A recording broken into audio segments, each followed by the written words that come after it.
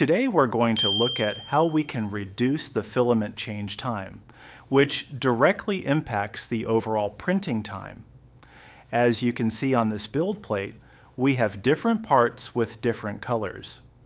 Right now, the total printing time is 6 hours and 27 minutes. Another crucial point is the filament loss, or the purged filament, that happens with every single color switch, which in this case is 59.70 grams. That's actually a lot compared to the actual size of the model we are printing, which is crazy because that waste actually weighs more than the model we're trying to print. So how do we reduce this? It's actually so easy. Just click on this button and a window with a lot of numbers will pop up. We only need to change one thing: the multiplier.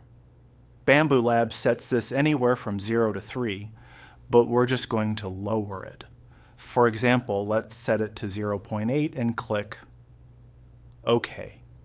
After that, we re-slice the model and see the difference.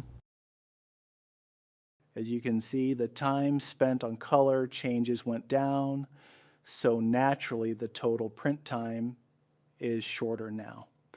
Plus, we're saving a lot on material because the wasted filament weight dropped too. It went down to 46.71 grams.